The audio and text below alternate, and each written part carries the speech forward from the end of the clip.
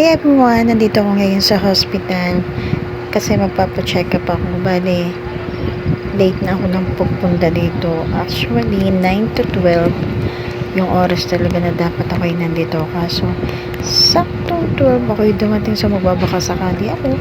Kung mag-check up ako today, edi go. Kung hindi, edi better luck next time. Kaso, kailangan na talagang masubmit yung check-up ko. Dito na nirefer sa akin ng OB kasi medyo mataas ang aking sugar. Ang hirap magbuntis ng mataas yung sugar kasi hindi ka pwedeng magutom, hindi ka pwedeng mag-diet. So, nandito naman ako ngayon at hinihintay na mag-open tong elevator kaso ang tagal talagang bumaba. So, sumunod na lang ako dito sa dalawang to. Stair na lang kami para mas mapadali kasi hinahabol ko nga, hindi kasi ako naka-appointment, hinahabol ko na ako ay makasama sa listing today. So yan, medyo nakakahingan pero mas maganda na rin yung nagpapawisan ka ng konti, at least man lang na-exercise ka, diba? So, ngayon na nga, tuloy ko na nga yung kwento. Ang hirap pag medyo mataas yung sugar. Tapos kagabi nag-BP ako. Tumaas din. Ganito din ako nung huli kong pagbubuntis. Tumaas yung BP ko. Iniiwasan ko pa naman. Kasi ayaw ko maturuan ng anti-convulsion.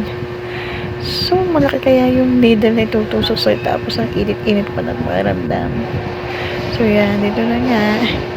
I'm waiting for so long. Actually, nandito naman ang doktor. Pero matagal talaga siya magtingin. At least, napakapulido niya tumingin. Hindi siya OB. Siya ay para sa sugar, internal medicine.